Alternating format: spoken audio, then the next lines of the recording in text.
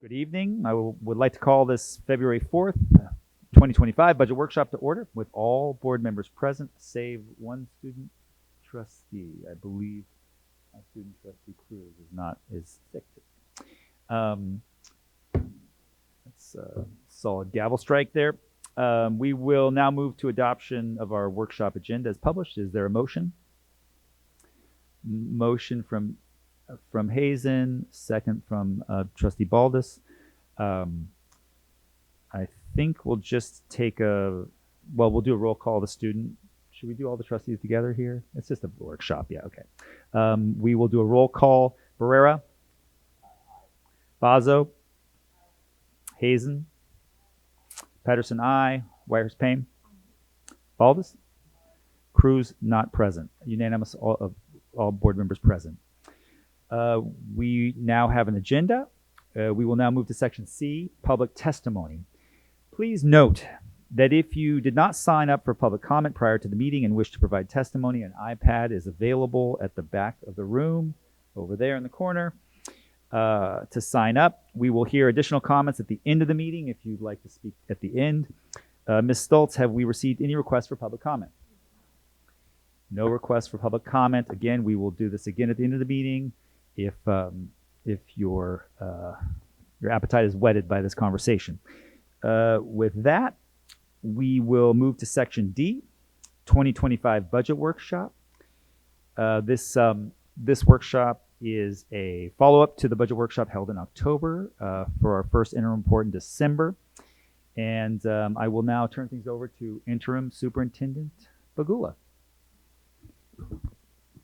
Thank you, President Pedersen, and thank you all board trustees and all guests. I appreciate your time and your presence here because this is a large problem that requires all of us to take a look at this. So we are making progress towards eliminating our district's projected budget deficit and are well on our way to delivering a balanced budget in June. But there's more work to do between now and then, and that's why we're here tonight. Together with you tonight, we're going to review the actions our district has taken so far, review the governor's budget, identify what more we should be advocating for from the state as they prepare for their May revise, and explore with you other actions we should be taking to create a balanced budget.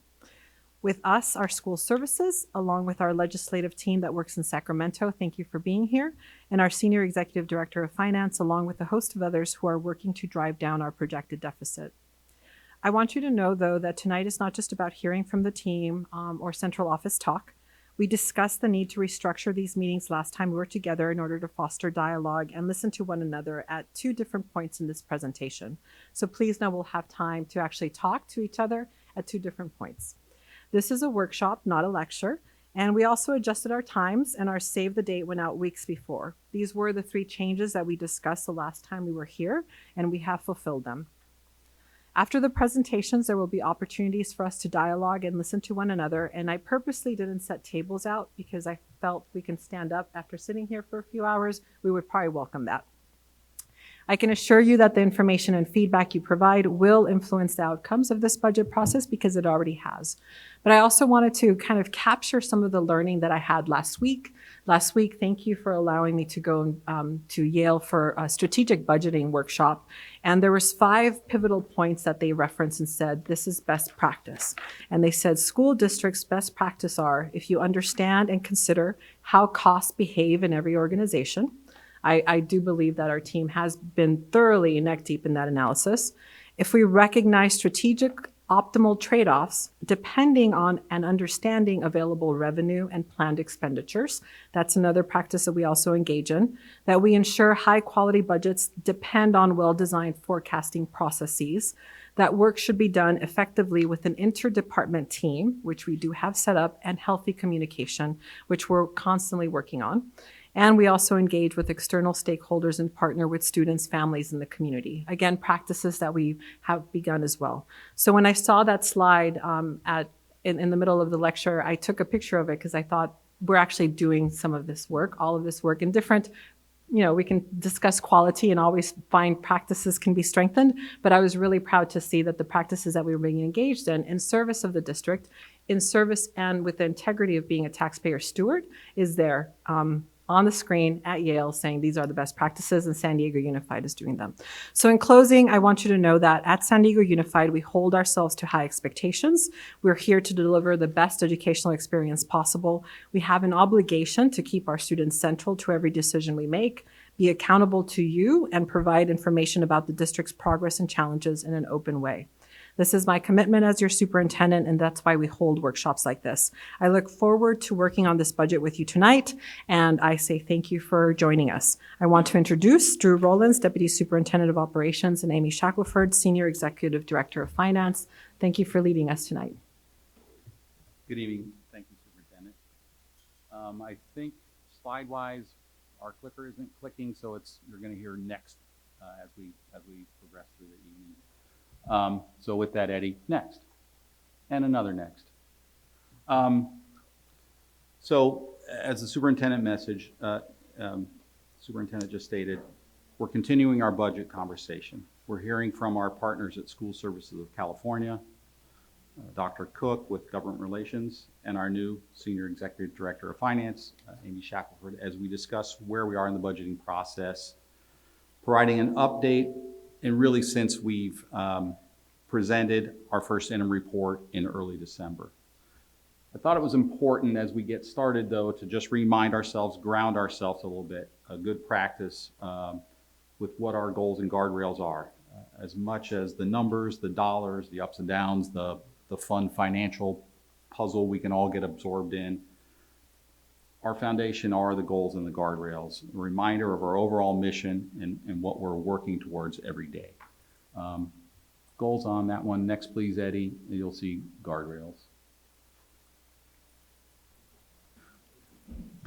This evening, we're going to work through those very same things that we've maintained in our theme of transparency, of looking at the many nuances and adjustments, and what is our next step and our outcome and where we're going to. So current state, where are we headed, and particularly what's next being for us as a school district, the budget review team and all that is our second interim report, which we brought forward to the board on, there we go, one more on March 11th.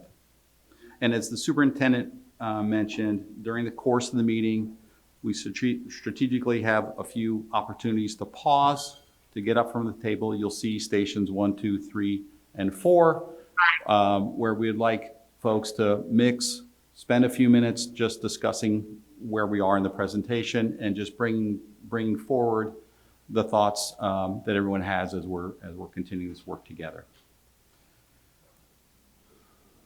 One more, please. As it was mentioned, we met here in this auditorium for our first workshop 15 weeks ago, 107 days to be exact. At that time, we had projected a budget gap of $176 million for next year and $230 million for 2026-27 school year. And then since that time, our budget review team, many of the folks are here around us this evening. We've continued that work, and then we brought forward to the board on December 10th our first interim report. We showed that the budget gap had been reduced, and this is one of the slides from that presentation, where we showed our general fund unrestricted shortfall was now at those places you see there, $112 million for 25-26 and $210 million for 26-27.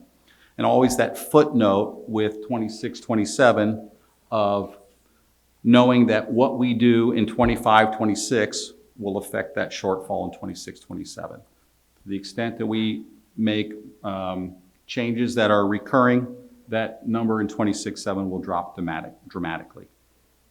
So I think a broad part of the context here is what's changed since December 10th when we presented the first interim. And so we tried to capture it here, and really this is a lot of the conversation and what we'll discuss this evening. The governor had his proposed budget on January 10th. We'll hear from school services for the broader context of that. We'll hear from our own staff on what that translates to for us as best we can tell. And then we'll also hear from Dr. Cook on how we continue to watch that process, how we as a district advocate through the budgeting process at the state level. We had our SERP window closed, our Supplemental Early Retirement Program. So we advertised that.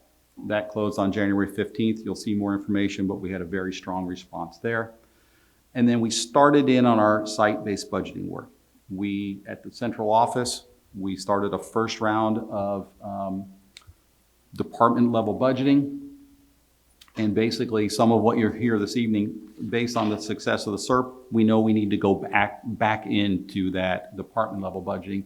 That's what's intended by that next bullet of second look at our SERP data that we're working through right now and into the end of this week and next week. And then we have that just a marker on that last one where we originally intended to start school budgeting right now. We expected to be basically done with it by this point.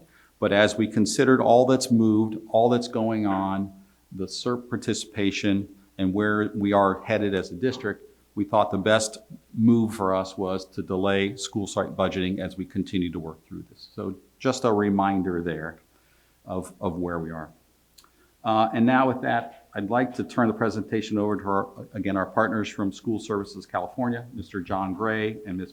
Patty Herrera, to provide their insights into the first item I mentioned on the slide, the governor's proposed budget. Next one. Next. Oh, sorry. Good evening, everyone. It's our pleasure to be here. So we're going to give a broad overview of what the governor's budget that was just released from some of your education partners who may not be that deep in how budget development goes in California school districts. San Diego Unified, like the other 1,000 districts in the state, are heavily reliant on the state of California for its revenue sources. So what happens in the national economy, the state economy, even local economy, all of that matters. And so that's something that we watch very closely next. And I just picked one slide. I could have picked 20 slides, but give you just the overall tenor of the budget as far as the economics go leading in to the governor's forecast. So it's almost looking in the rearview mirror, it's real easy to see how things happen. And actually things were looking pretty good. Unemployment, GDP, all the signs were positive. It wasn't very robust, but it was a fairly stable economy. What gets murky is going forward. We have a new administration in Washington with different views on immigration, fiscal policy, trade, all of those types of things. And depending on what economist you read, you can come to certain conclusions, but it's an unknown. It's a work in process. So we need to keep our eye on that between now and the May revise when the governor comes out and revises his budget. That's what we're going to be paying attention to. What are those economic indicators out there that could have an impact on the California state budget? And so this is GDP, the broadest measure of economic activity. We had a recession or a dip back in 2022. It's recovered. But going forward, there's a lot of unknowns. We've all read about the fires in Los Angeles County. Typically, most economists will tell you natural disasters really don't have that big of an impact because of the huge breadth of the U.S. economy. It's so diverse, it's so big. But we've never had a county like LA County have a disaster. It's the number one GDP as far as counties go in the nation, right? And so if it was a country, it would be bigger in Argentina, Poland. So we've never really had a disaster targeted to such a robust economic engine like LA County. There's Fortune 500 companies, a lot going on in that county. So it's still a little too early to see what happens. But that's one of the things we will be paying attention to as this budget rolls out, specifically through the May revise. Next. One of the things you're likely going to talk about tonight, and is a big topic when we discuss the budget, is how much is the cost of living adjustment, right? How much more are we going to get per student than we got for the prior year to deal with the increased costs of doing business? So just a quick second on that. The shaded part is the the National Consumer Price Index, which measures, our cost of living as citizens. How much does it how much more do we need to maintain our standard of living? And I put in the California CPI also. But that dotted line, that is the implicit price deflator, which determines your cost of living adjustment. So the point of this chart is, over time, the cost of living adjustments that school districts get, and measured against CPI over time, 30, 35 years, over time, it ends up being about the same, but the timing isn't always there. So we're going to be talking about a low cost of living adjustment that isn't necessarily keeping up with the cost of doing business, especially as a state or local government. So next slide. So we're talking about a federal number. It's not a state number, it's a federal number. It measures the cost of state, local government meaning school districts, the cost of maintaining what you did the prior year. It's the cost of doing business. But because it's a federal number, it doesn't take into account that we've been having to contribute more to our pension plans for STRS and PERS. It doesn't take into account the volatility that we have in California. Kansas is in there, North Dakota's in there, so it's a natural national number. But the governor came out with a expected COLA of 2.43, and by the way, that's about 0.5% less than you had in your budget in your first interim. So it's positive that he's planning on funding the cost of living adjustment, but just know it's about 0.5% lower than what you've been dealing with leading up to the governor's budget. It's a calculation, it's not a political number, and it's got 8 data points. We've got 7 of those data points, so it's not going to fluctuate very much going forward. But we do our own estimates at school services, and based on that last 7th data point, which the governor did not have when he came out with 2.43, we think it would be optimistic to be 2.43. We think it's probably going to be something less. That will be a guess. I guarantee it won't be 2.43. It'll be something different. If we were to estimate, we think it might be closer to 2.2, something like that. But this is something that will be finalized in your May revision when the governor comes out with the May revision. So it will be a new number. Just know that for now, you're dealing with an estimate, and our best guess, it might be a little optimistic. It's not going to be a giant change, but if it changes, my guess is it'll be a little bit lower. So Patty, you want to talk about some of the specifics in the budget? Yeah, so good evening. Thank you for allowing us to be here with you all. So I'll take you through the major proposals that were included in the governor's education budget for 25-26, excuse me. So if you can advance to the next slide, that'd be great. Okay, so when the governor releases his budget every year, he has to look at the Proposition 98 minimum guarantee across 3 fiscal years. We look back in our rearview mirror and we ask ourselves, what was the prior year obligation to K-14 education that the state must meet in that year? Are we on course in terms of our projections for the state's Proposition 98 minimum guarantee obligation for the current year that we're in? So that would be 24-25. And then, of course, the governor is projecting what total education funding will be for the upcoming fiscal year, which we call the budget year in 25-26.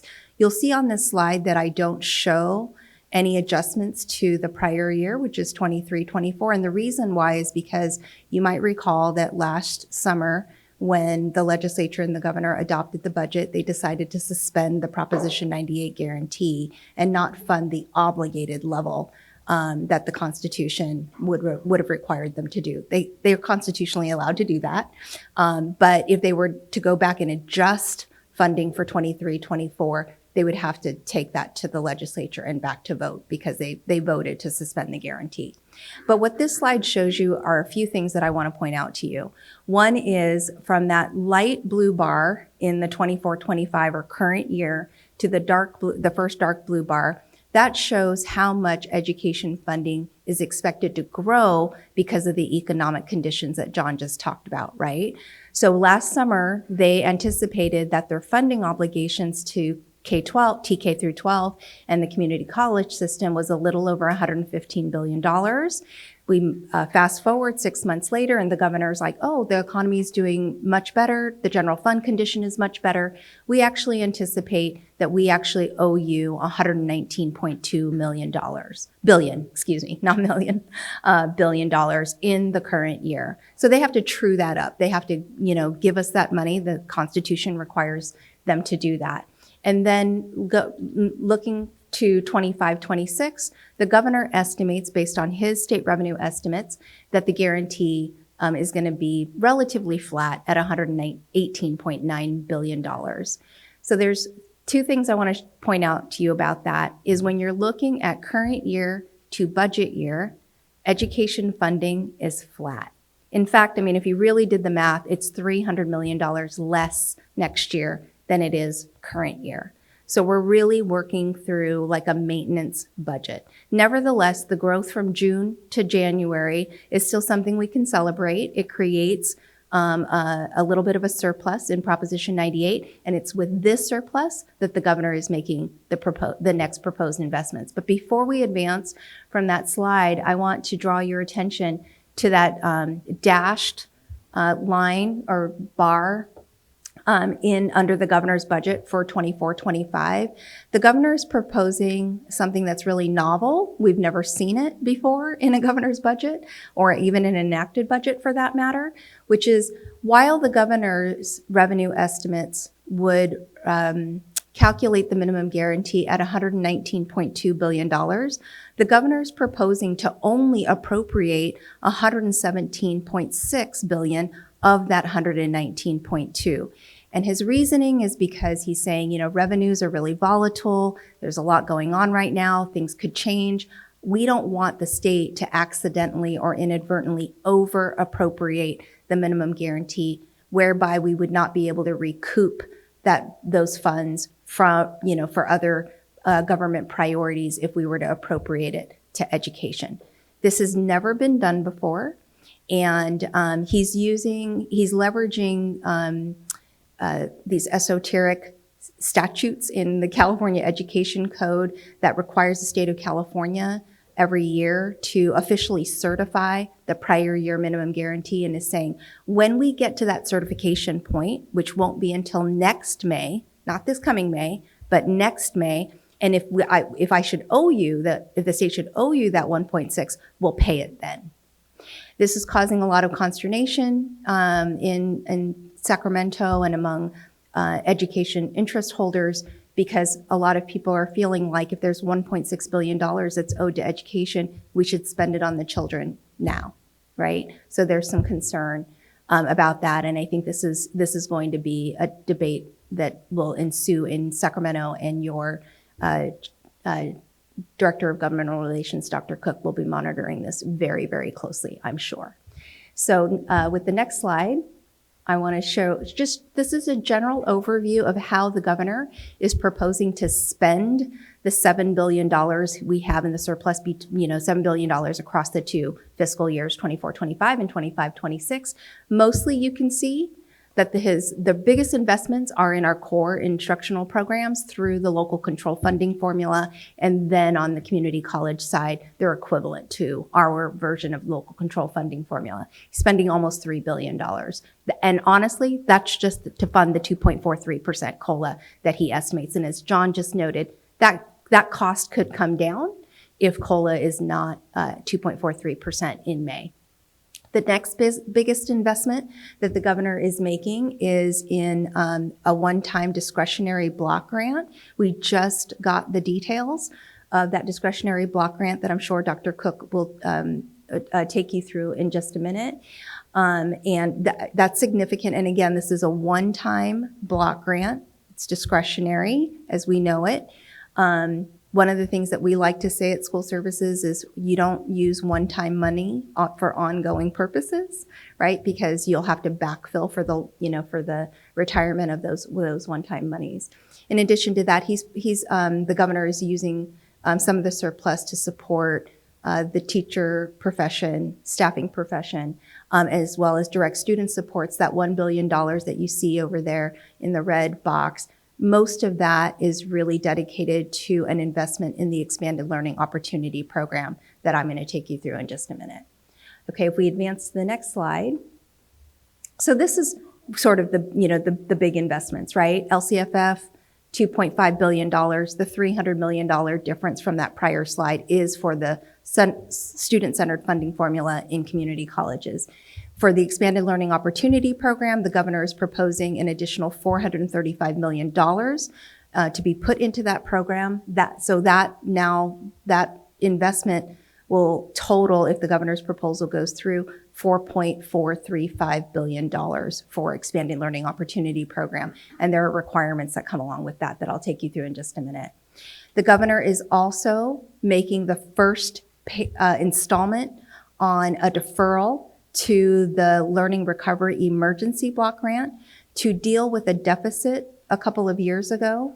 The state of California reduced the total appropriation for the Learning Recovery Emergency Block Grant by $1.1 billion and said, we're just going to delay it. We will pay this back over time in 3 installments. This represents the first of those 3 installments. And then the governor is proposing to invest $1.8 billion in universal transitional kindergarten because, as you, I'm sure, well know, in the 25-26 school year, the state will finally achieve and reach universal access to transitional kindergarten, whereby the state will serve all 4-year-olds in transitional kindergarten next school year. And he's making some significant investments in that. So the next slide is really about the details of where that money for TK is going. And this slide represents for you what the governor is really proposing. The biggest investment in transitional kindergarten that the governor is making is to fund a policy shift that is already in law, which is that the law requires all transitional kindergarten classrooms to have classroom ratios of no more than 10 children for every 1 adult in the classroom.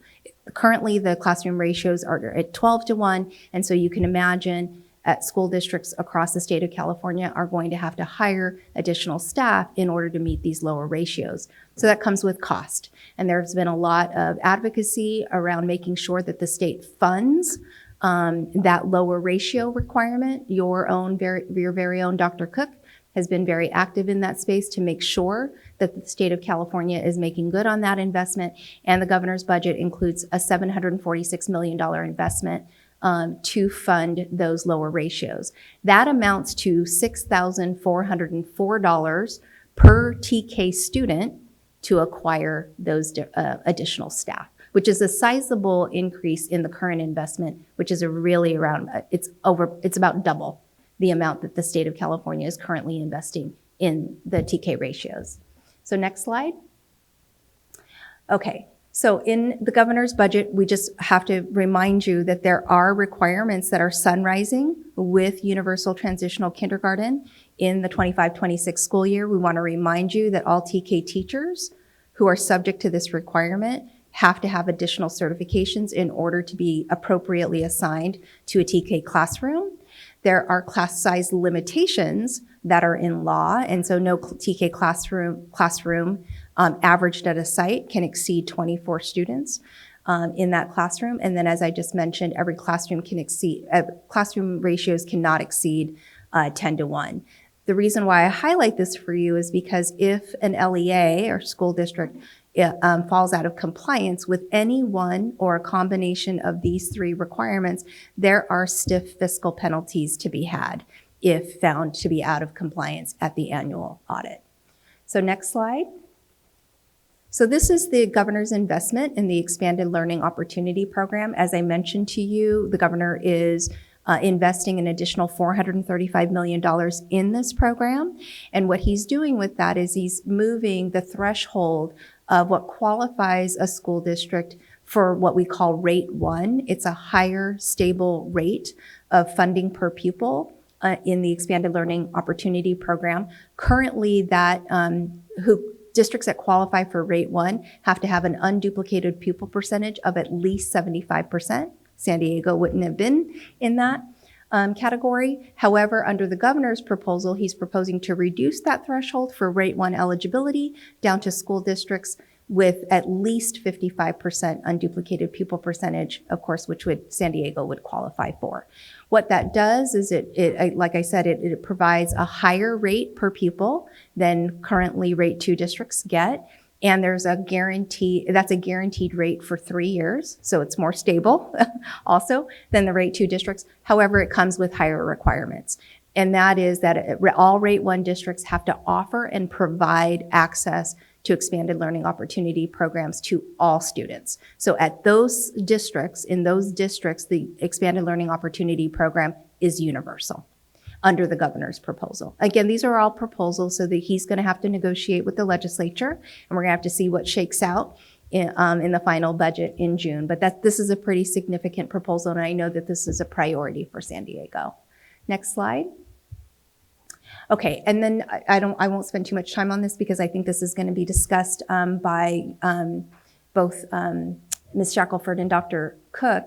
Again, the largest investment in the governor's budget that frankly offers some great flexibility is the $1.8 billion in discretionary block grant that the governor is appropriating on an equal per student basis. So I'm sure Ms. Shackelford will take you through what that means for the district, but that's pretty sizable. I guess the one thing that I would offer on this is, my first slide, I showed you that the governor is proposing to hold back $1.6 billion to avoid an inadvertent over appropriation of the minimum guarantee that is attributable to the 24-25 fiscal year. It's like it's a one-time revenue boost. If we were to argue that the governor should really dole those dollars out, one of the things he could do, of course, is not put out a $1.8 billion discretionary block grant. He could put out a $3.4 billion discretionary block grant. So I think this is going to be, I say that because I think this is going to be an issue of great contention as we move forward toward the May revision and the final budget. And then finally, I think this is the final one. The next slide, please. Okay. One of the issues that we know many districts across California, and especially we heard yesterday that districts across California, there were communities that were participating in a Day Without Immigrants rallies. And we know of a district in Northern California who many of their students didn't attend school because there were rumors of ICE raids occurring in the community. So we understand that this has deep impact, not just on a district's fiscal condition, because to the extent that students don't attend school, that obviously affects your fiscal picture, but it also has deep impacts on their learning, right? And disrupts their learning. So one of the things that we've been looking at school services is ways that school district, under current law, without any change to current law, ways that school districts can support students if they find themselves too fearful to come to school, and or if they and their parents are deported from the country and have to leave the state.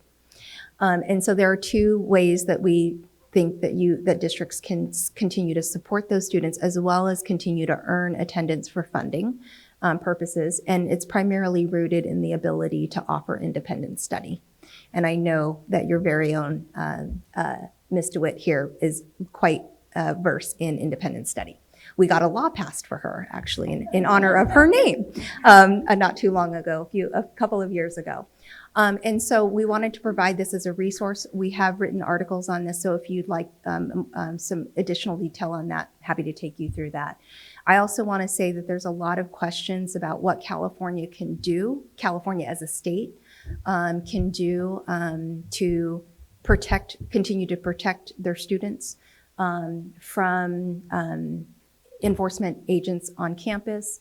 And the National Immigration Law Center put out a fact sheet not shortly after President Trump repealed the sensitive areas policy.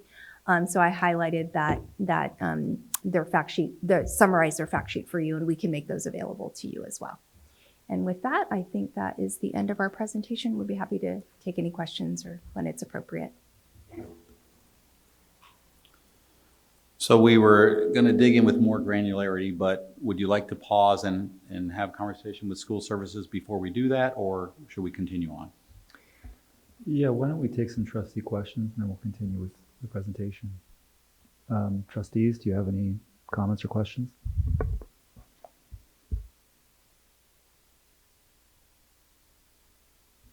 Trustee Bazo? Yeah, thank you. This is great information and very timely. I just wanted to ask, when we're talking about the immigration issues, other things going on the federal level, are we also looking at, I know we're working with our other large urban school districts, but also, you know, we have so many suburban school districts, rural school districts that are all in that same boat. As we're working on advocacy, are we teaming up with all of our different, you know, partners who might not look like us, but are going to be impacted in, you know, similarly? So I was just curious about that. There we go. Short answer, yes. You know, a lot of the executive orders and policies that are coming out are quickly evolving, but there's a lot of broader networks that are plugged into this, like our other federal advocacy. When it comes to what's changing at the federal level, sometimes those partnerships that are districts that don't look like our district are in fact more valuable because they can provide a different and bipartisan perspective. So yeah, we're working on developing those. Thank you. And one other question around that, I was actually listening to KPBS the other day, and they had a story about how with Medicaid being impacted, that some of the funding for Medicaid also is reimbursement for special education programs. And so are we looking at that at all? If that's going to be impacted, if Medicaid is impacted, is that going to impact our special education programs? I don't know if it's too early to ask that question, but. Yes, actually, the Medicaid is a big budget topic, not just for education, but in Sacramento. If federal policy on state reimbursement for Medicaid should change and the federal government reduces funding for states for their participation in the program, California is a big benefactor of the current federal program. That's going to create significant budget pressures for just the state of California, not even just for education, but certainly to the extent that some students, special ed students, qualify for Medicaid, we would certainly feel that pressure on the education side. But frankly, this is a bigger issue for the state. In the out years, if that should happen, it's going to exacerbate already projected deficits in the multi-billions of dollars. Trustee Hazen? Thank you. I'm wondering, so going back to the COLA, I know that based on this now 2.43% proposed, that it would mean revenue loss of about $6 million. And I'm hearing you saying, don't count on 2.43, likely 2.2 or lower. So can you remind us, I don't know if this, I guess it's maybe more for our team, but what do we think realistically that's going to do to our budget? And I know realistically based on our best guess. We have a slide coming that's going to talk to that. Roughly 1% COLA is about, 0.1 is about $600,000. Okay. So, but you'll see Amy's going to walk us through that more specifically for us. Got it. And then the other question, so I was meeting with a state senator's office today, and they described the budget as fragile because of what's happening at the federal level. And so I'm wondering, is there anything specifically that concerns us, right? As we're trying to build out a budget based on the best information we have, knowing that unpredictable things are happening all the time. Or how likely is it that things happening in Washington could significantly negatively impact San Diego Unified's budget? When I covered the economy, I think the best word I have is there's a lot of unknowns. Like I said, new administration, all the executive orders. I think the best thing that I can point to is the legislative analysts just came out with their analysis of the state budget. And they talked about it being fragile and deficits out in the out year. But I think their conclusion was based on what we know today, the revenue estimates at the state are reasonable, meaning they're in the ballpark. So I don't think anyone knows the specific answer. Thank you. Thank you, Trustee Hazen. I just have two very brief questions, and one is sort of in relation to that. This 1.6 billion that's being held back is impossible to say, but is there a sense that that may be a negotiating strategy to give flexibility on in the final stretch with the legislature? Or I'm not sure that I would surmise that it's a negotiating strategy. I think that it's a reaction to the very difficult budget negotiations last year when the state of California faced the fact that it had we as in education, we don't think you can over appropriate funding to education, but to use the term, over appropriated the minimum guarantee by over $8 billion because they had passed a state budget assuming personal income tax and corporation tax revenues would come in $26 billion higher than what they came in. And that put the governor in a really difficult position last year, put the state in a really difficult position by not being able to recoup the $8 billion in the very, very difficult negotiations that was finally codified through the budget deal. So I think learning that lesson from last year's budget negotiations around Proposition 98, and I think it's important to understand the reason why the state is so sensitive to this, and it's because Proposition 98 consumes 40 cents of every state dollar. So it's a significant share of the state budget. So I think it's more about caution than it is about negotiation. However, I do think that there are people who are going to be scrutinizing this policy for its legal tenets. Is it legal to do? And I think that that's going to be the big piece going forward. And then my final question is around this, for you, there'll be more questions later, but is around the delta that's opened up.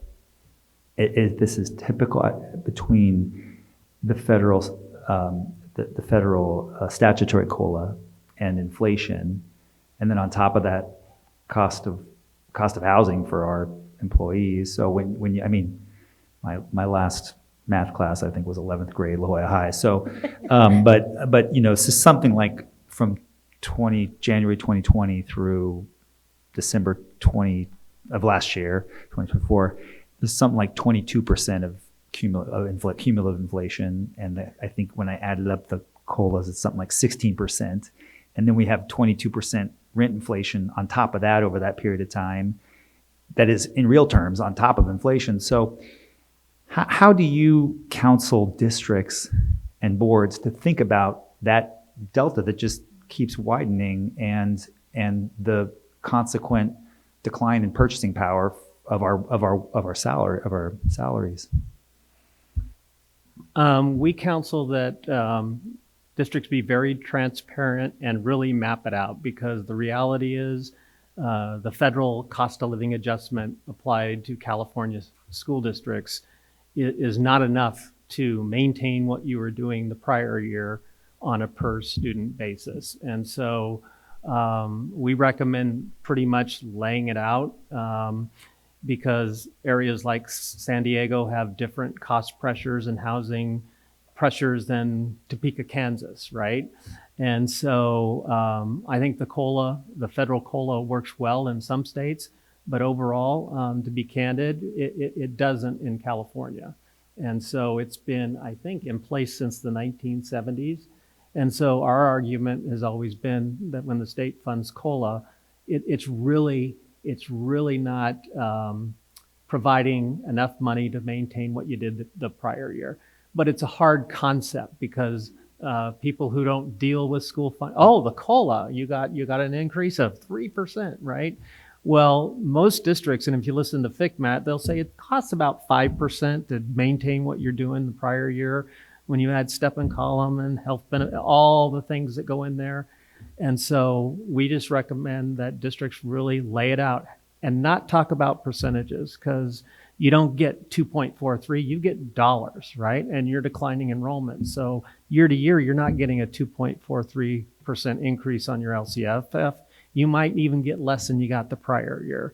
So, but it takes time to educate people on how that works. Because in simple terms, oh, cost of living adjustment. Well, you must be good, right? It's a tough concept, but just laying it out and walking people through it. That's about all I have on that. Thank you. And with that, we will move on to our staff. There you go. Next slide. Next slide. Okay. So now that you've heard the key points of the governor's proposed budget, we're now going to break down the key items and how they can potentially impact our district's budget.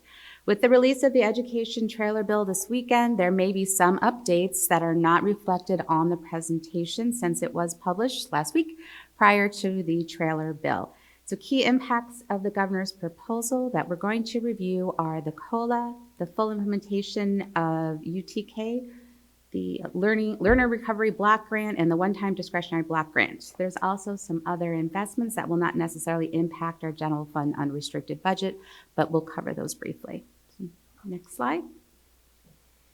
So the governor's budget assumed a COLA of 2.43%. With that COLA, we were looking at a potential decrease of revenue of about $6 million. As John mentioned, we have 7 of the 8 factors, and that we're now looking at a potential COLA in the range of 2.15% to 2.24%. I actually attended a presentation this morning with Ken Capon from the LAO, and he was also talking similar numbers. They were looking at about a 2.2% COLA, again projected. We'll have the final in April, and that will be reflected in the May revise. As we mentioned previously, for every 0.1%, that loss of revenue is roughly $600,000. So if it were to be about 2.24%, we're looking at a loss of $8 million, and it could be as low as $9 million if that COLA drops down to the 2.15%. On a positive note, we are just starting our second interim. We did submit our P1 attendance report in January. It is looking a little better than we anticipated. Obviously, our P2, which isn't due until April, typically declines from our P1, but the good news is that we are looking better. So we're hoping that the improvement in our attendance is going to offset some of this loss of COLA due to the COLA, or loss of revenue due to the COLA. And so moving on to the next slide. So as we mentioned earlier, the governor's budget includes a proposal to fully fund the implementation of UTK, which makes it available for those 4-year-olds who turn 4 by September 1st. And it also funds the class size at a 10-to-1 ratio. The current TK add-on is $3,077. And if we were to add the additional proposed $3,252, that brings the total to the $6,404 to address the 10-to-1 staffing levels. This year we are projecting about 3,600 ADA based on our P1 reports. Next year we're forecasting to add about another 900 ADA. Again, we're adding 1 more month of eligibility, and so that would bring us to about 4,500 ADA. So if we were to multiply that by the increase, the $3,252, we're looking at an increase of revenue, $14 million. That's best case scenario. I think currently we were talking, it was about $7 million because we are currently providing the 10 to 1, so that would bring us additional funds. Obviously, we won't know the full cost of that 10 to 1 staffing until the fall because students don't come in neat packages of 10. So that $7 million was an estimated point in time. So this is good news that we would be receiving funding to cover that 10 to 1 staffing. So next slide. So moving on to the Learning Recovery Block Grant.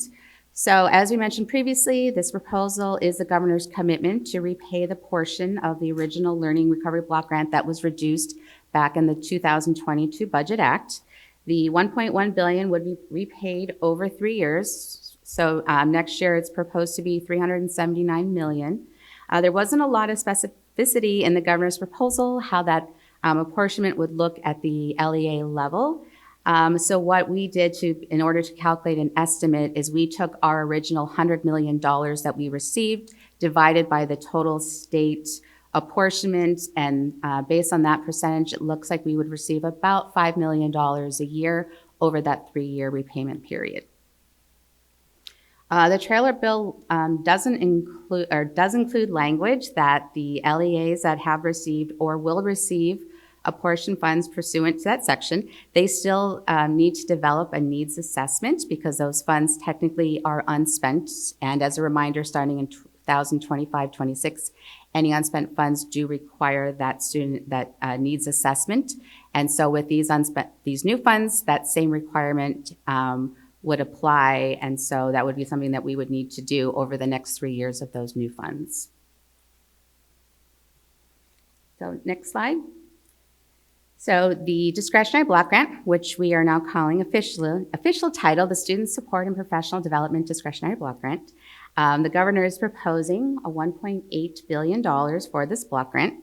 The intention of the funding is to address the rising cost and fund the statewide priorities that include professional development for English learning, English language arts, English language development framework, literacy roadmap, mathematics framework, and also expanding career pathways and dual enrollment efforts. So at the time of publishing the presentation, we didn't have specifics on how the funding would be distributed. So now that we have the trailer bill, we have more detail. And so it appears to be about $323 per ADA.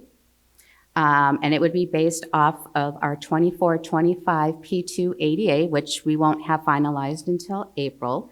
So again, using an estimated ADA, that's roughly 88,300 times the 323, that would be about $28 million, again, depending on what our final P2 ADA would be. So that was good news. Funding appropriated would be available for expenditures through June 30th, 2029, so roughly 4 years. And then there's language in the trailer bill that states the Department of Finance would initiate collection, of course, of any unexpended funds at that time. I don't think districts will have any issues trying to spend those funds.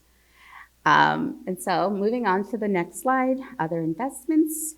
So beginning with the Expanded Learning Program, or ELOP, the governor is proposing to increase funding and to reduce the eligibility criteria for Tier 1. So from greater than 75% and reducing that down to 55% eligibility. So that would mean that San Diego Unified would be funded at that Tier 1 rate, currently the $2,750 per ADA. And that also means that we would have to offer and provide access to all of our families, not just to unduplicated students. That is good for our family. That also means that the district would have to increase the offering of those programs across all the sites. I know currently we do have waiting lists. I know one of the advocacy things that we were talking about is what would that ramp up period look like? Obviously, if districts don't receive the funds or approval until July, how do you expand that program right away? So that's something that a lot of districts are looking at from an advocacy perspective. If we were to look at what we received at the previous rate, which was the $1,579 compared to what potentially could be the $2,750. That would actually be an increase of $35 million. But again, with increased revenues comes increased expenses because we would be having to expand our program. There's also some miscellaneous apportionments as far as literacy instruction, considered one-time funds. The TK literacy program has been expanded to include mathematics coaches. That's a $500 million. We don't know right now what schools would qualify for the 25-26 year, but they do focus on high poverty schools for that grant. Other examples of the literacy investments are the teacher recruitment incentive grant program for $150 million.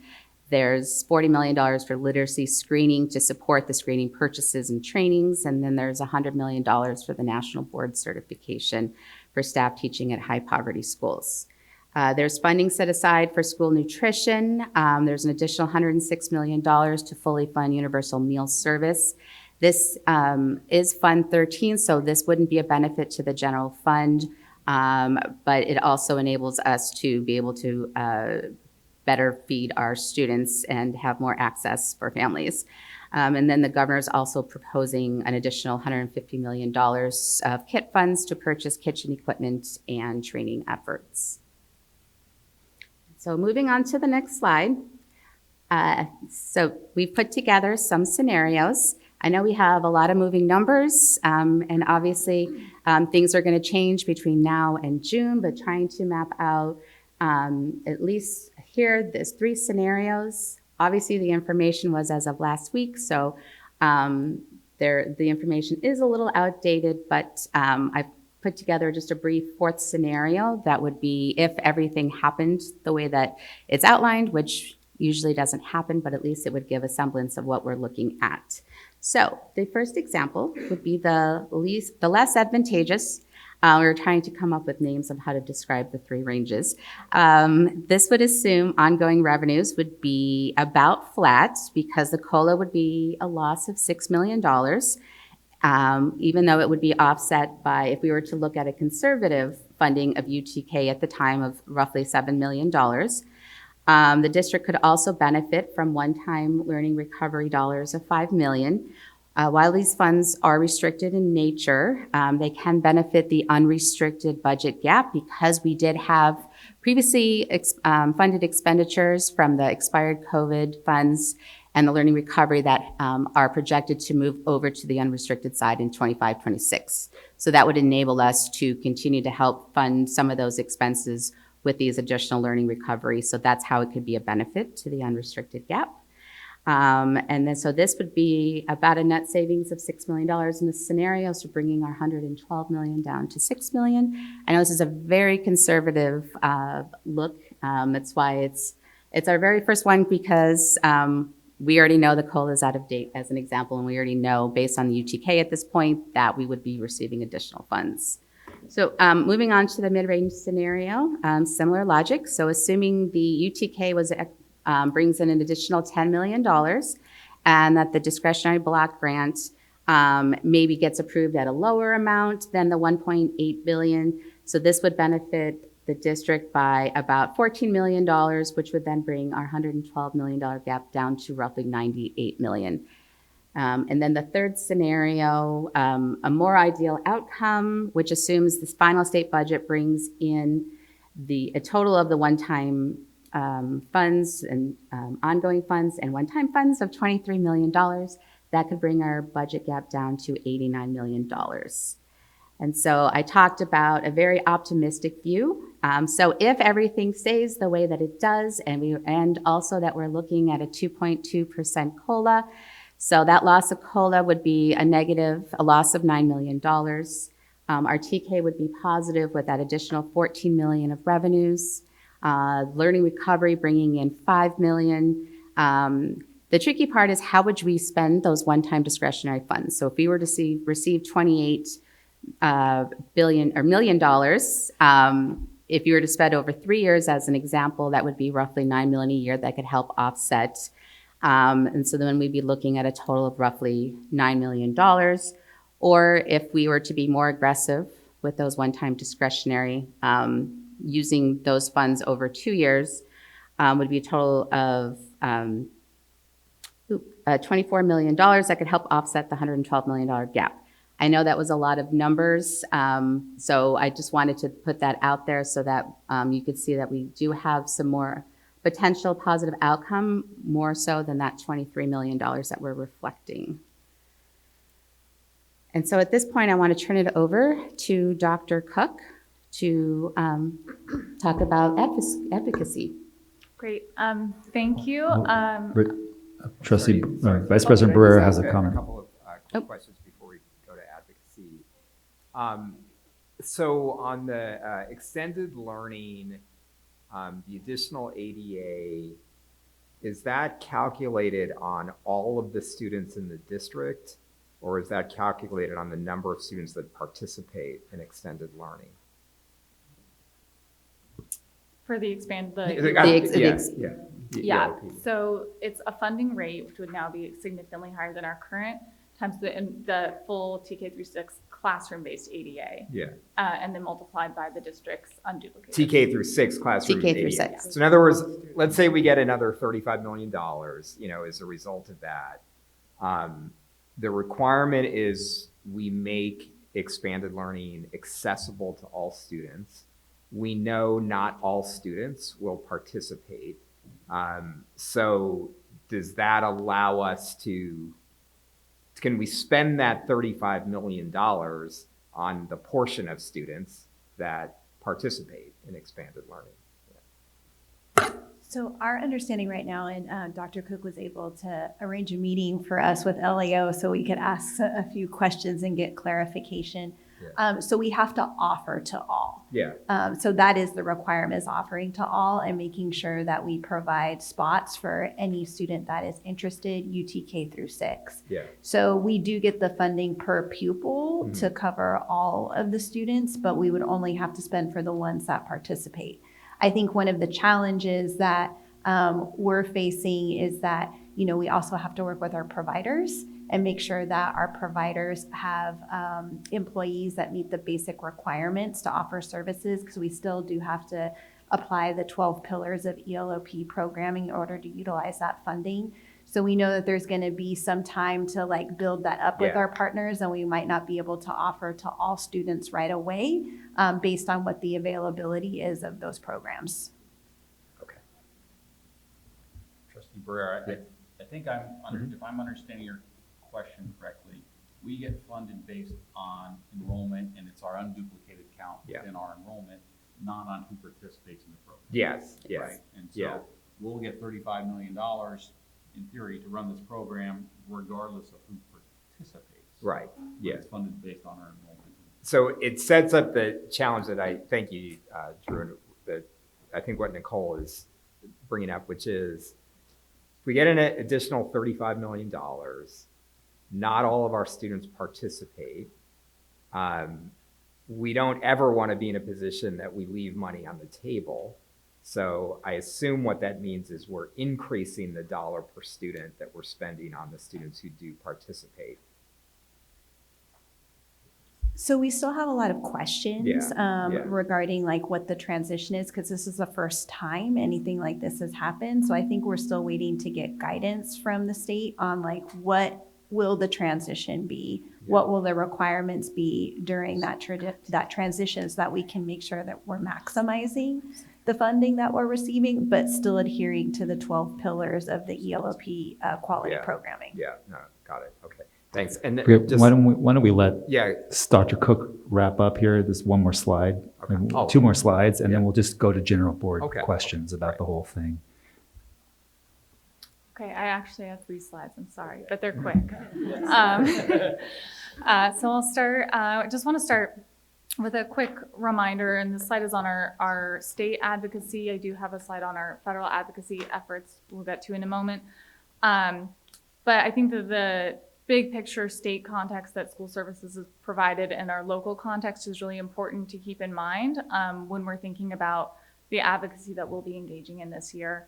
And I wanted to start with a reminder of the advocacy priorities that our district adopted for 2025. And all of these were identified as priorities because of the potential they have to impact our budget and decrease the deficit. So they are expanded learning, investing in middle school students, funding the COLA at that 2.93% projected level, funding the TK ratios, which are required to be implemented in 25-26, and investing in special education. So everything that's kind of in that blue-violet box was one of our adopted priorities. In addition to the priorities that we adopt, San Diego Unified is participating in an ongoing collaboration with other urban districts in California. In the fall, our superintendent met with superintendents from other districts, and they wrote a letter to the Newsom administration with recommendations to consider as they crafted the January budget proposal. And that was a partnership with Oakland, LA, Long Beach, and Fresno. And those priorities that were included in that letter are highlighted in the green teal color in this graph. So not surprisingly, and not by coincidence, there's a significant overlap in the priorities that we've put forward and the priorities shared by this group. The ones that are boldened with the little check marks have been reflected in some way in the governor's budget proposal. We've heard a lot about them already, so I'll just go very briefly. For expanded learning, for the last 2 years, we've been advocating for the lower rate that we receive to be stabilized and to be at an adequate rate. The governor's approach instead qualifies us for the higher funding rate, which, as we've talked about, would increase our funding by a significant amount, I think close to 80%, with the opportunity and the obligation to offer to all students. As far as investing in middle school, this is the grade span that through the LCFF receives the lowest per pupil amount of funding, and I think has also received the lowest amount of attention. And our superintendent has been meeting with Assemblymember Alvarez, who, in addition to representing a lot of the schools in San Diego Unified, is the chair of the Assembly Budget Subcommittee on Education, to talk about what we're doing at San Diego to transform the middle school experience, but also how the state can be our partners in increasing those investments. As we've mentioned, COLA was the proposal is to fund COLA at the statutory level, which is currently 2.43%, but which could decrease. So we'll be continuing our advocacy to get the stability of funding at the higher rate. The 10-to-1 ratios, really happy to see the governor's proposal to really adequately fund that transition. The governor's proposal did not include any investments in special education, other than it is worth noting that it included a COLA, the statutory COLA again, which is currently 2.43%. That's not guaranteed, so it is a positive to see it included, but we want to advocate for more because this is a very quickly growing portion of our population at San Diego Unified, and the costs associated with providing the special education services has increased significantly.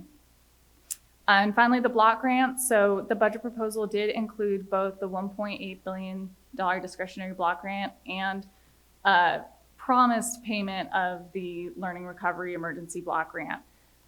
So it's kind of, we've seen almost half of the priorities included in the budget proposal, but I do want to take a moment and just caution and highlight where we are in the budget process, which is at the very beginning. The governor's proposal really lays the groundwork and sets the stage for ongoing negotiations with the Senate and the Assembly that will occur all the way through June when the final budget bill is passed and then enacted in July. So while it's encouraging to see these priorities reflected, it doesn't mean that our advocacy is over on these issues. A lot can change between now and when the governor updates his proposal at the May revision. Changes in the overall economic outlook could impact whether these proposals are included, and I think it's worth noting that the governor's budget was developed before the wildfires in LA occurred, and we know that those will have impacts on both the revenue and costs to the state to help invest in recovery. That could also change between the May revision and the final budget, because while these might be priorities for the governor, the legislature may hold different priorities and there will be a negotiation. So as far as our continued advocacy, will really be for supporting what we like in the governor's proposal and being vocal about the need for these investments, and also conveying to the legislature what we feel is missing from this proposal based on our priorities. Concrete next steps, we will soon be sending a budget letter to the legislature outlining our response to the governor's budget and our priorities. And in a few weeks, we're also planning an advocacy day where our leadership will come to Sacramento and have in-person meetings with legislative leaders and the leaders in the Department of Finance to have these conversations. And then finally, our collaboration with the group of urban superintendents is ongoing with Collective Voice. We represent nearly 15% of the students in California. This is a very powerful partnership that we will continue with joint advocacy letters, and we're also planning a lobby day, or an advocacy day in Sacramento with that group. I'm going to make it difficult. I would love to skip 2 slides ahead if I can. Thank you. That's perfect. And I'll read these numbers because I realize it's quite small to see. So that was our state advocacy. We also engage in federal advocacy. And before I get into what our priorities are and what we're working on, I wanted to make sure that we had some context for what funding we receive from the federal government. So the smaller pie chart is showing the federal revenue that we receive as a total of our full budget, represent around 7% of our budget. Within that, some of the largest, I'm just going to walk through what these slices of pie are. So starting with the big dark blue one in the upper left-hand corner, that is our title funding. We get around $50 million. That's our Title I, will be the majority of that, which supports low-income students, but we also receive Title II for professional learning, Title III for English learners, and Title IV for academic achievement. Moving clockwise, we have our DODEA grants, which are from the Department of Defense Educational Activities. We get construction and other grants from them. The orange is our EPA green bus or zero emission buses that we've received, $12.4 million. The gray is our food services. So that's mostly our school lunch program that reimburses school meals for low income families. Impact aid provides assistance that's to support services for our military connected students and also to compensate the district for the loss of property taxes for the federal land within our district boundaries. That's $13.5 million. The next blue category is other.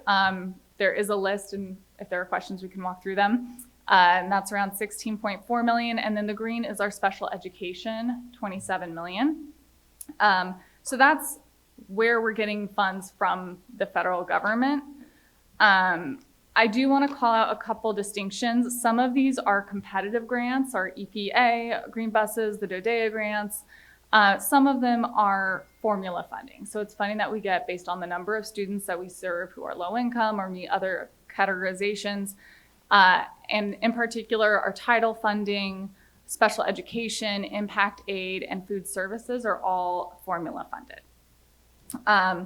Our advocacy priorities, which I'll show on the other slide, but it's helpful to, I think, still see the pie chart that we adopted this year. We're advocating to protect title funding. As you can see, that's a very large proportion of the funding we receive. Advocating for impact aid and advocating for IDEA for special education. That's the yellow and the green. One of the reasons that these two were identified as priorities, even though they're not the biggest slices of the pie, is that these are two funding streams that have been profoundly underfunded by the federal government for many, many years. IDEA was established 50 years ago with a commitment to fund 40% of the additional costs of providing special education services. It has never reached near that level, and in fact, at San Diego Unified, it supports less than 7% of our special education costs. And the impact aid program is similar. It was enacted in 1950. The last year it fully received funding was 1969. And we receive around 15% of the amount of funding we would be entitled to were the program fully funded. So now if we can go back one slide. Yes, amazing, thank you.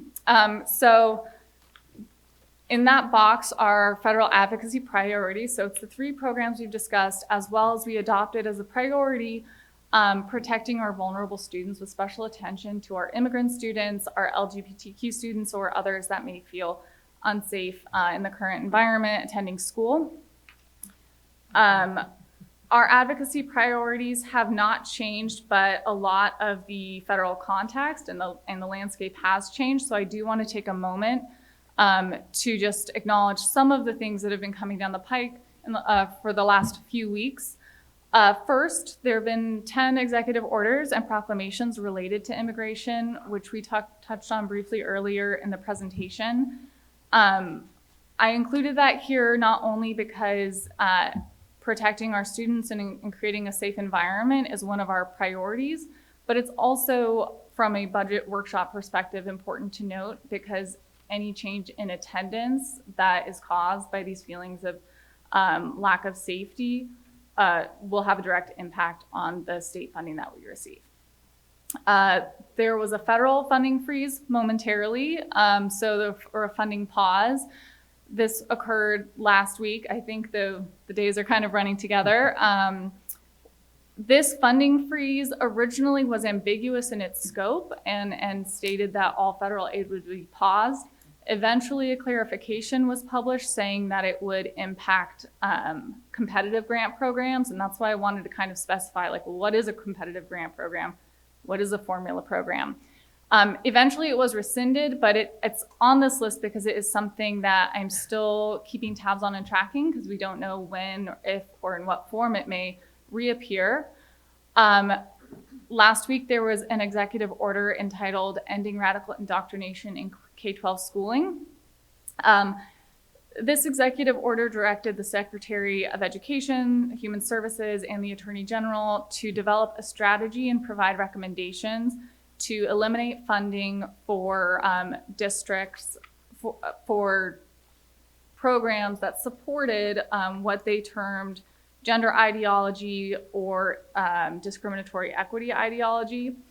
So it's too early to really say what the impacts of this proposal may be on the district. For one thing, it's not there is not a proposal in place to do this. It's a direction to the Secretary of Education to make a plan to inform a proposal. So we're still several steps away from being able to truly assess the impact, but I wanted to highlight it because it is something that I'm definitely keeping tabs on and tracking to see what happens.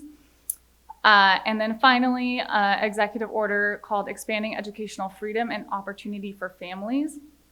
This is another situation where the executive order itself does not implement a new policy, but it directs the Secretary of Education to provide guidance to states on how they could use formula funding, so that's Title, IDEA, Impact Aid, and others, to support school choice, including private and faith-based schools. And so that has potential implications for district budgets if the federal government isn't increasing the total amount of funding, but it's going to more and different types of schools. That could, of course, have an effect.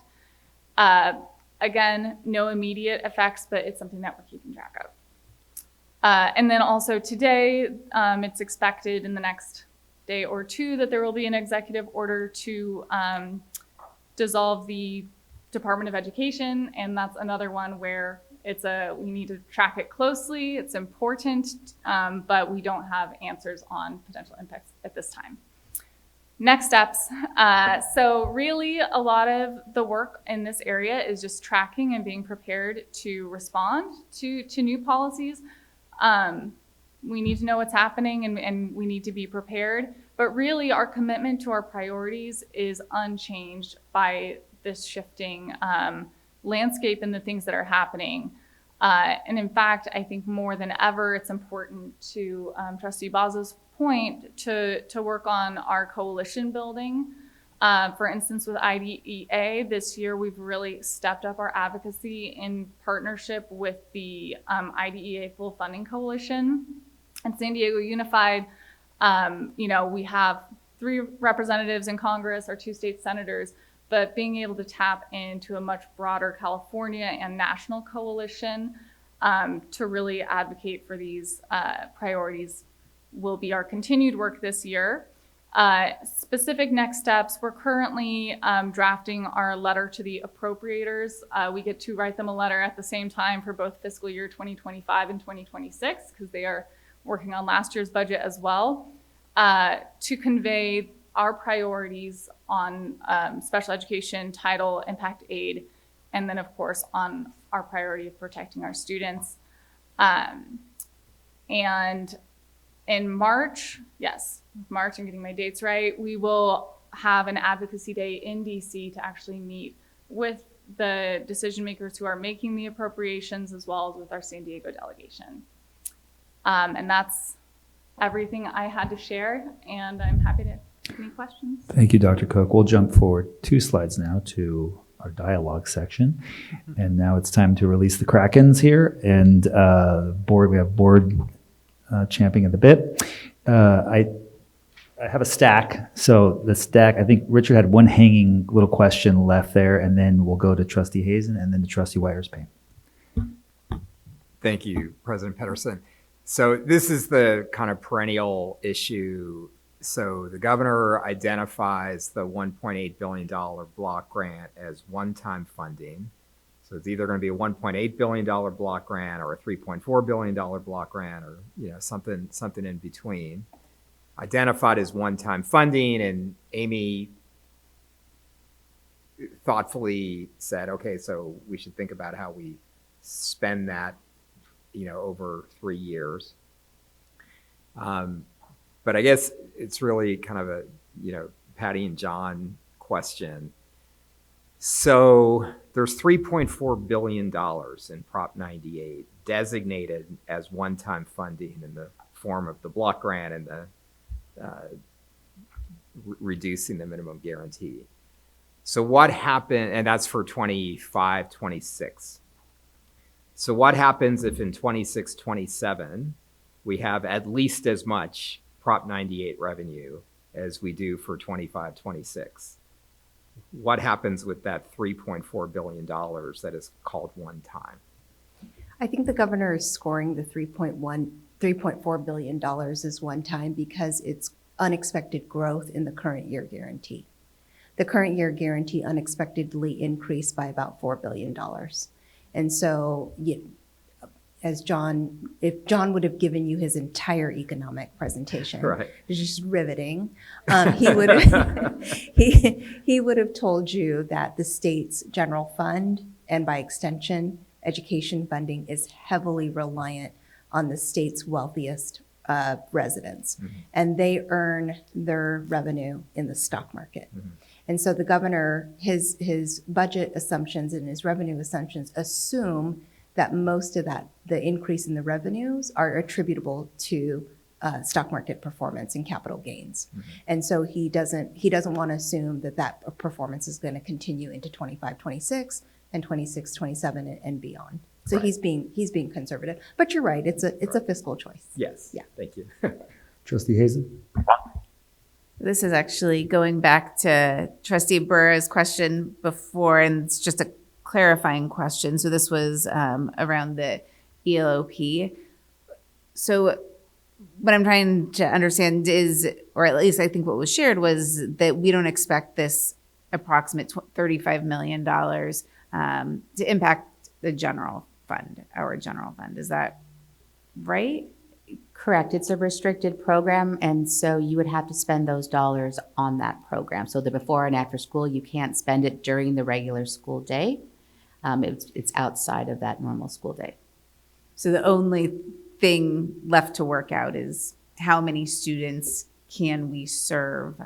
But these dollars won't do anything to address the deficit. There could be little pieces, so like utilities, some maintenance costs. If you're more frequently replacing carpet, painting, you could do a portion of your custodial costs. So yeah, those types of things could bring you relief on the unrestricted side, the indirect rate that we get to charge for restricted programs, things like that. So that does provide indirectly some relief to the unrestricted, but a small amount. Thank you. I would say the only opportunity that we're still getting more information about is that starting with the 25-26 school year, we can recoup ADA for participation in before and after school programming. But I would anticipate that we wouldn't see that revenue until after the 25-26 school year, because we would have to record all the data, report it to the state, and then they would determine how much ADA we would recoup from that. Trustee Wires-Payne? Thank you. I must say, Dr. Cook, this is the first time I've seen the federal funding piece given so clearly, because that's a question that we always get. The argument was, well, they said they were going to close San Diego Unified and LA Unified districts down. And so one comment was, well, federal funding, it's only 7% of our budget. So, and then you explained it very well. So you're going to take away money from special needs children and from those children who need it most. I mean, you've done a wonderful job, so that I feel like we can just share this one slide with the general public so that they can see that out of the 100%, it's only that little sliver of 7%, and where it goes, I dare them to not fund it. Because every state, every city, every county has some special needs children who need some service, and they probably insisted that we get more if they truly understand that we don't have the monies that we need for that population, rather than to give it to another airplane or a B-1, whatever, B-35 or whatever it is, right? It is a B-35, right? Okay, And thank you. And in full transparency, our amazing budget team made that slide for me. So I don't take any credit. Trustee Bowser? Thank you, President Pedersen. I just wanted to go back to the slide where you're talking about the current law requiring student needs assessment and LCAP beginning 25-26 for any unspent funds, because I wasn't clear on what exactly that means, since that looks like it's going to be something new. Is that going to impact the budget? I mean, hopefully we don't have unspent funds, but if we do, is there some kind of penalty or what? Just to get a little clarification about what that is. Yeah, that was the change in legislature last year, or was it this year? So it was a new requirement for all districts that didn't spend their funds by the 25-26 year, that we did have to do a needs assessment. I think internally, our previous discussion is that we have enough data and factors that what we currently are already using those funds for would be in alignment of that needs assessment. Patty, I don't know if you want to go into more. The only thing that I would add is the requirement of the LCAP. So you have to program the Learning Recovery Emergency Block Grant dollars into your 25-26 LCAP based on your needs assessment. And it's really, remember that the Learning Recovery Emergency Block Grant, when it was provided for in response to COVID-19, was to really help accelerate learning for the students who are most impacted by isolation and distance learning. And so it's really evaluating the needs of those students and the supports that they would need, and then investing those dollars in evidence-based interventions that are, you can demonstrate, move needles for those kids. And so you'll really see the instructions of how you program those dollars in the local control and accountability template. Okay, seeing no further comment, we'll turn it back over to Fabi. I didn't see your hand, sorry.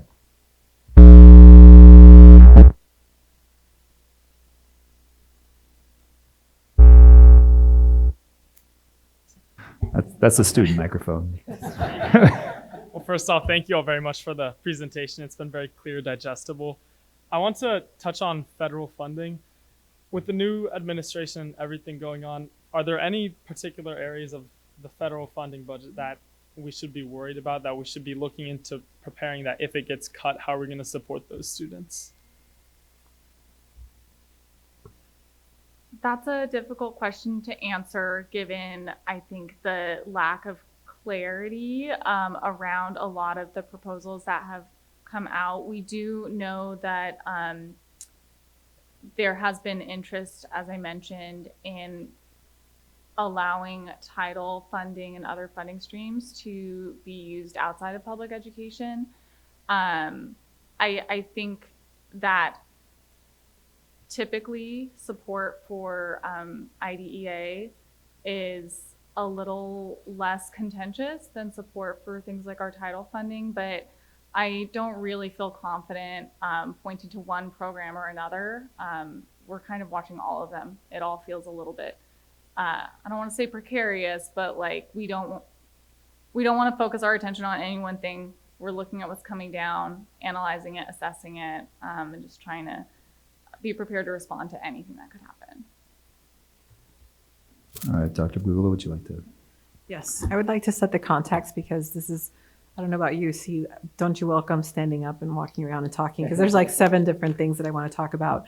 So there's 4 stations set up. I know our budget review team will be in several different places ready to listen to and dialogue with anyone that would like. I'm going to encourage everyone to stand up, make their way to a station. If it gets too full, you know the drill. Restrooms are over on the other side, but we're going to reconvene at 6:45, so it goes fast. And then be human and introduce yourself, please, because we're all here because we care about the state of our education system in San Diego. So thank you, and discuss, like the SNL skit used to say. Discuss. Thank you. It really drives ticket sales to these workshops. And this is how do we deal with the remaining 113 to 89. And I'll let Amy and Drew take the floor. Visualize this slide that outlines the key steps we're taking to address our current budget challenges while ensuring our focus stays on quality education for our students. You'll see 3 main focus areas represented in these circles. These aren't isolated initiatives, but rather components of a comprehensive strategy. At the center of it all is balancing the budget. To achieve a balanced budget, we're implementing an attrition model and limiting our March 15th notices. This proactive approach allows us to manage our staffing levels responsibly through natural turnover, minimizing disruption to our employees and our programs. This feeds directly into reducing the structural deficit in the multi-year. By carefully managing our staffing cost over time, we can address the long-term effects of the declining enrollment in our budget. All of these efforts are in service of focus on quality education for students. Our financial stability is essential to providing the resources and support that our students need to succeed. As we face a significant budget gap of $112 million, the slide outlines the comprehensive strategies we're employing to ensure fiscal stability while prioritizing student learning. This isn't just about cuts, it's about strategically realigning our resources to maximize their impact. The central figure of $112 million highlights the magnitude of the challenge that we are addressing. This gap necessitates thoughtful and impactful solutions. These adjustments represent a combination of short-term strategies and long-term efficiencies to contribute to the overall gap solution. As you can see, we're not relying on just a single solution. This plan represents a balanced approach combining expenditure reductions, revenue adjustments, and program realignments. So one of the key tools in addressing our budget gap is the Supplemental Early Retirement Plan, or SERP. This was initiated in November, and the opportunity to participate in the SERP closed on January 15th. SERP accelerates attrition and provides an opportunity to look at personnel restructuring and to generate fiscal savings. As we show here, 969 staff members, that number's moved a little bit as we're refining, took advantage of the opportunity. 214 more employees than we originally anticipated, which again provides us with more opportunities to make adjustments. The pie charts below provide key financial considerations with the SERP. It was offered to all district employees, regardless of bargaining unit or the funding source behind them. Looking at the chart on the left, we can see that our employees electing the SERP, of the employees electing the SERP, 79% of the employees whose funding comes from the general fund unrestricted, the big blue wedge there. This is in line with our expectations and provides direct opportunity to aid in resolving our budget gap. And as we proceed through our work, we'll continue to look for any secondary impact for general fund unrestricted. For example, when an employee vacates a position that is funded by other resources, are we able to transfer a person currently funded by general fund into a newly created vacancy in another resource? Then if you look at the pie chart on the right, we show a breakout of SERP participants based on their bargaining unit. This is important as the range and structure of salary schedules and the mix of employees has a bearing on the cost of the SERP. As you can see, the large blue wedge on the right there shows SDEA, San Diego Education Association members being nearly 50%. I think it's 49.5% of those taking the SERP. That's higher than we initially anticipated at 45% and results in slightly greater savings over the next 5 years. So then in the next slides, we'll discuss how the SERP fits into the overall budget development approach going forward. So again, we have this slide to provide some context and just kind of keep that in the back of our mind as we all continue through this work. Like many school districts in California, as John and Patty certainly can tell us and attest to, we continue to experience declining enrollment. For next year, for 25-26, our current projection is 95,331 students, which is 741 fewer students than we have this year. And then if you look at this chart from beginning to end, all told from 2015-16, the first bar on the left, to what is projected for next year, will be down 12,503 students. That's a drop of 11.6%. That even considers, you know, we've had the boost in recent years of UTK participation. And so as we continue to develop our budget for 25-26 and to look further, as you saw on the previous slide with 969 district employees taking advantage of the SERP, we have an opportunity and need to take the opportunity to reshape our district and best align to our realities. So again, just for back of mind here. Next one, please, Eddie. So we talk about attrition. We call it our fiscally aligned retention management model. But this is that work we're doing as, again, more employees than we anticipated are taking the SERP. We're trying to manage our way through this. So the next few slides discuss our approach moving forward based in light of the information you've already heard today, a slightly improved fiscal outlook and a very successful SERP, as well as the goals you see here with this notion of retaining current staff and limiting the March 15th notices we have to provide, of solving the budget gap for 25-26, but in so doing also positioning ourselves as best we can to resolve the 26-27 budget gap. I know without any more strife than necessary. I know in our group talking about that, that's one of those things, we're always here, we're always doing this. Can we break that cycle at some point? And then recognizing just the personnel movement and all the work that has to come behind this, even as we are right now, as we have nearly 1,000 employees leaving our system. What does that do to it? So this has really been the focus of our budget review team on building out this fiscally aligned retention management model.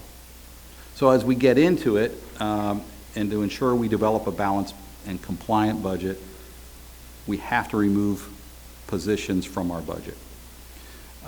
We have to take vacant positions out.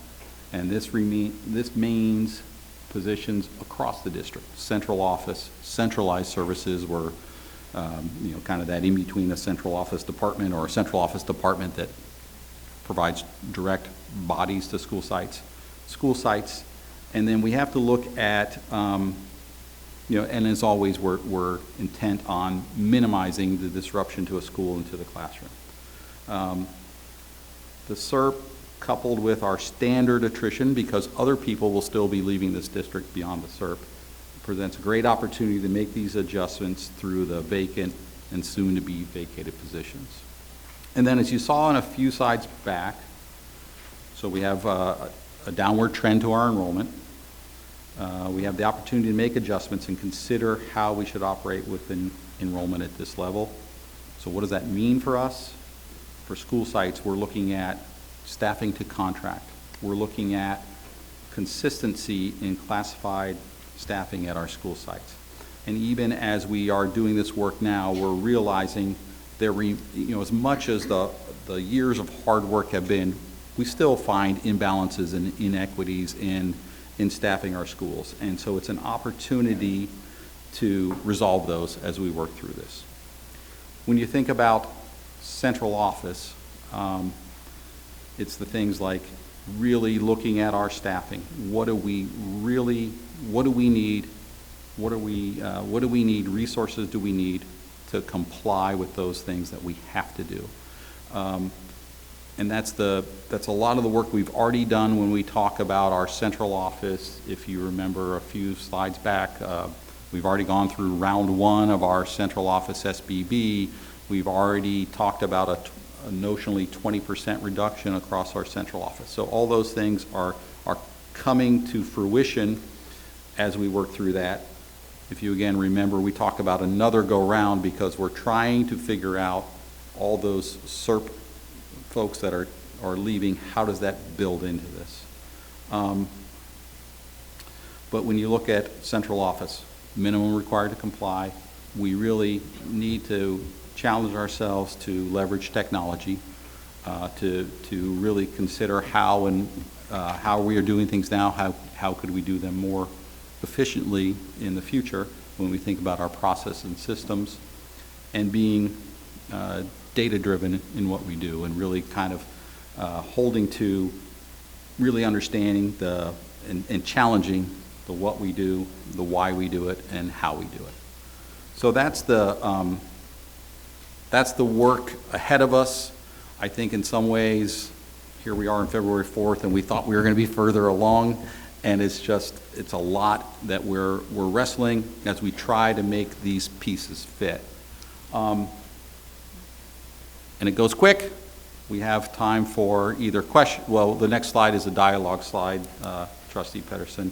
So we can either head into questions or, again, a little stretching our leg and talk with our groups. I feel like this is kind of a hanging slide here. Do you want to talk a little bit about the timeline real quick? And so that way we can just... Sure. Yeah. Yeah. I think we want to skip 2 slides more. forward. Yeah. We're going to come back to the discussion. Yeah. but yeah. So as Drew mentioned, SVB is currently reopened for the central office. So departments are busy reviewing their budgets, looking at those those employees that took SERPs, and how can they either rebalance or perhaps make different decisions based on that SERP information. We also had delayed the school sites SBBs from the end of January to March. As Drew also mentioned, we needed that additional time to analyze the SERP, given the SERP did come in much larger, and then also how do we incorporate that attrition model. So school sites will receive their SBB on March 3rd. They'll have 2 weeks to complete that, roughly through the 17th of March. Meanwhile, finance is working on the second interim in February, incorporating any new updates from our first interim that we presented back in December. May revise, we all look forward to that. That's the next update that we receive as far as the governor's proposed budget, and any updates as far as negotiations with the legislature. And then finance will incorporate any updates into the budget, and then we'll be back in June for the approval of the LCAP and the budget. All right. And with that, we will shift to board discussion. Do we have any questions or comments? You have a question? Trustee Weyers-Payne. With putting back the central office and then allowing the sites in March to deal with SBB, we're not going to run into any difficulty with any idiosyncratic positions that need to get notices on March 15th. No, I think if we can be blunt, we've hesitated to say no March 15th notices because there are a few things we just need to do to clean some things up. So we do expect to bring that, but no large wholesale numbers. No, that's our intent. It does, and that's also part of what makes this, again, tricky as we're trying to figure out, make these decisions, but also build that into our second interim plan that again moves our budget forward, considers those things, and that again was Trustee Whiter's pain, why we felt we could move the school site SBB process into March, because we need more time to think through this. The sites will have time, but we're not up against a very big, hard deadline for March 15th notices. And then I have Trustee Baldus and then Trustee Hazen. Oh yeah, quickly, I should have done my homework before, but with our declining enrollment across California, in comparison to other school districts like LA Unified, is our enrollment decreasing more quickly than others, or where's our position right now? And don't quote me, I didn't look at it today, but basically we have fared better than most urban districts in California. I think some of that you can look at our embracing UTK early and bringing that in, and then there's other factors just in the demographics of the area. We do have some areas in California that are seeing growth, and so as it gets more expensive to live on the coast, you'll see families migrating to counties like Riverside, San Bernardino, so you do have those pockets of growth.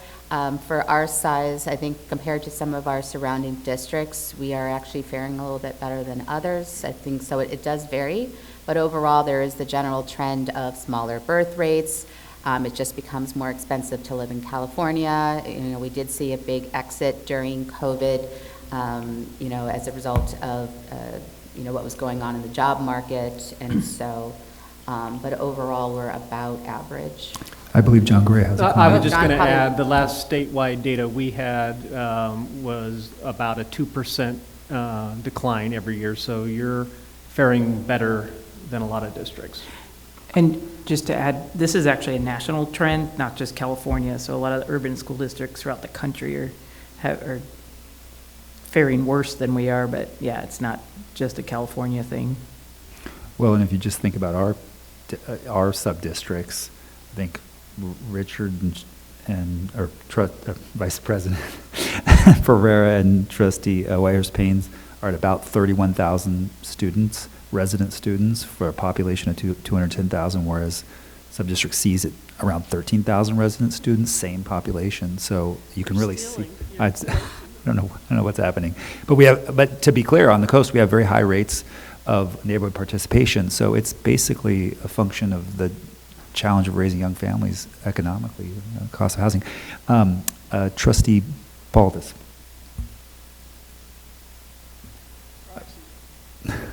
So I was going to say, I know we have said it's because of like the cost of living and cost of living in San Diego, but it's more directed at Superintendent Bagula. Are we surveying those students who are leaving our district so that we know if there's a trend of students leaving, that when there are going to be cuts in our district, we're ensuring that those students are supported to the best way possible? We haven't had a large plan, but I think we have to look at just our enrollment trends, and I'll actually give you a piece of information that I didn't know we practiced. When I went to visit Webster Elementary School, the principal said one big change that you could implement is families, when they register for our UTK here, and I don't know if you're a parent and have registered a student at how many forms you have to fill out, they have to re-register for kindergarten. And I think that that's actually a point for us not to have to do that. So if we want to retain our UTK students to just enter kindergarten and say you're registered at Webster, you're now continuing to Webster, you should just be able to continue to Webster. And so I think there's little things like that we can make adjustments in our own practice to not make it difficult for families to continue at the school that they've already selected. So I don't have exit trend data or reasons for that, but I think that's a really good point, so thank you. We'll think about how we might be able to do that, but I also think internally there's mechanisms that we ourselves have imposed that might make this a little bit more difficult. So we're looking at this as how can we increase enrollment and keep our kids. Thank you, Dr. Bagula. Trustee Hazen, you waited patiently. I wasn't sure I had a question, but now I feel like I'm being put on the spot. I do appreciate this last bit of conversation around any efforts we can take to retain students who aren't leaving San Diego, but are choosing to leave our district. I know, I think for the last few years, we've retained about 90% of TK students who stay with us to kindergarten. I think there's a huge opportunity for us right now to make the case to those families that their child is going to receive a great education in kindergarten by staying in the district. We're talking about, hundreds of students who we would like to continue educating. Likewise, I know, Dr. Bagula, you shared with me that there may be an opportunity around online learning to be able to increase enrollment that way. And so I hope that we're thinking about all of the ways, and I know it seems like, oh, well, it's 10 students here or 20 students there, but I think it all makes a difference. So I hope that we are continuing to do that work around enrollment promotion and around retention. And I guess, and maybe it's premature, but as we think about still having to close about a $90 million plus or minus deficit, I'm wondering if there's any additional clarity that can be provided about some of the steps we anticipate taking to address this deficit. I know you've mapped out sort of what comes next and spoken in generalities, and I'm wondering if there's any additional clarity that can be provided at this time. So I can offer some where, as I mentioned, we've worked through that initial process with our central office, and that number is somewhere, or at least our initial work, that number is somewhere in the $50 to $60 million range. And again, we're fine tuning, we're making sure we understand, and then we're also looking at how do we layer our SERP and our SERP data on top of that. So we feel like we've taken a pretty good bite out of it. We're still trying to understand the impacts of doing that, and then we also realize we need to bring that back to the board, and our intent is to do that. It's, again, when we layer on this next piece, is we didn't want to tell you something and then turn around and change it. So that's one thing. So I guess in terms of the central office work that is almost done, when do you anticipate being able to share more details with the board? I think we are tracking to being clear with you before second interim, so a month from now. Other pieces, for example, we have within our mix mandatory furlough, and that's a conversation with the bargaining units that's just starting out. I don't know if others want to chime in. I'm drawing a little bit of a blank on some of the other things, but So I can share that we did talk with our principals at the Principal Institute about the delay of opening up their site-based budgets so that we could do the SERP analysis and what they can anticipate when they open those budgets, so that they can see which positions did opt to take the SERP and which ones we would fill through an administrative transfer process. So what we're trying to do is really leverage the administrative transfer process, mainly for our classified positions, to fill vacancies at school sites that maybe were positions that were excess during central office budgeting season. So that's part of the big analysis, and that's why we don't have the exact number for central office right now, because some folks will be administratively transferred into school-based critical positions that we know that we need to fill. And so we really do need to wait for our principals to be able to finalize their site-based budgets, which should be closing around March 14th. And then we'll have to do the analysis of all the data overlaid together with central office and school site budgets to see what that cost savings could be if we're really going to be limiting those notices and leveraging as much of those SERP vacancies as possible. That's great. I don't have many questions here. I just, first of all, want to say this is clearly Vulcan chess. A lot of things happening simultaneously and a lot of different levels to be working on. So my part, and get yourself a budget team that loves this work. So I really appreciate that.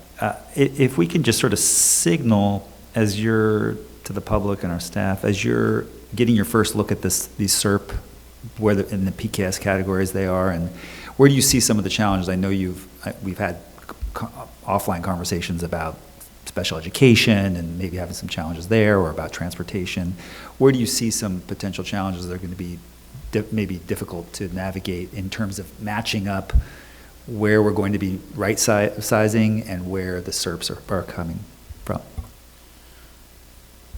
So I think you mentioned it. Special Yeah, I was gonna education say. is going to be really challenging because we do have a large number of both education specialists and paraeducators that opted for the early retirement incentive. So we are going to have to think more creatively and sooner, like now, on different strategies that we can use to bring those educators into our system. I think, one of the strategies I know personally is that we offer an amazing health and welfare package. And so that can be very enticing for folks to come to our district. And so how do we get more of that information out there, not just within our communities, but with our university partners through those pipeline programs and intern programs to get as many of those positions as possible filled for the start of the school year. We love puzzles as a budget team, so we've been looking at a lot of very granular data and doing kind of a puts and takes, like if this site, is over by a position and this site needs the same position, like how do we balance it out? And so I think we're pretty confident that we're seeing like a lot of ways that we could do cost savings through that effort. As far as our non-special education educators, I don't know that the numbers right now are really worrying us too much because it kind of is sprinkled out throughout different credentialed areas. And as we mentioned, since we're in declining enrollment, we haven't really right-sized, for lack of better terms, since the pandemic. And so having those folks take the SERP will actually get us to where school sites should be staffed when we're talking about current enrollment levels.